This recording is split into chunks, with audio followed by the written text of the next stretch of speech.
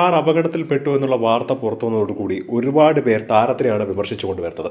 കാശുള്ളവന് എന്തുമാവാം, സിനിമാക്കാരന്റെ ജാട, അല്ലെങ്കിൽ ഇവനൊക്കെ എന്തു ചെയ്താലും ആരും ഒന്നും കേൾക്കാനില്ല, നിയമം പോലും ഇവനൊക്കെ കൂട്ടാണ് എന്നൊക്കെയുള്ള വളരെ മോശം വിമർശനങ്ങളാണ് ഇപ്പോൾ താരത്തിനെതിരെ വരുന്നത്.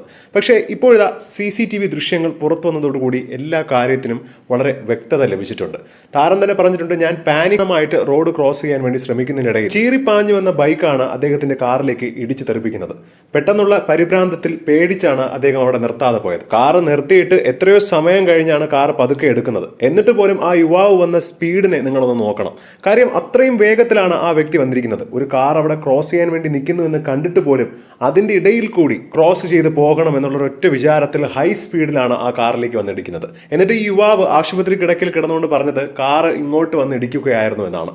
അതാണ് ഈ ഒരു വീഡിയോ. യുവാവ് പറഞ്ഞത് പച്ചക്കള്ളമാണെന്ന് CCTV ദൃശ്യം ഉള്ളത് കൊണ്ട് മാത്രമാണ് തെളിഞ്ഞത്. അല്ലെങ്കിൽ സിനിമാക്കാരനാണ്, കാശുണ്ട് എന്ന് പറഞ്ഞ് മണിയമ്പിള്ള രാജുവിനെ ആയിരിക്കും എല്ലാവരും കൂടി ചേർന്ന് കോർണർ ചെയ്യുന്നത്. ഈ ഒരു വീഡിയോ കണ്ടപ്പോൾ എല്ലാവർക്കും കാര്യം എന്താണെന്ന് മനസ്സിലായി. ഇത് തന്നെയാണ് എല്ലാവരും പറയുന്നത്. എന്താണ് ഇതിനെക്കുറിച്ചുള്ള നിങ്ങളുടെ അഭിപ്രായം? താഴെ മറക്കാതെ കമന്റ് ചെയ്യുക. ഒപ്പം ഈ വീഡിയോ മറക്കാതെ ലൈക്ക് ചെയ്ത് സബ്സ്ക്രൈബ് ചെയ്ത് ഷെയർ ചെയ്യുക.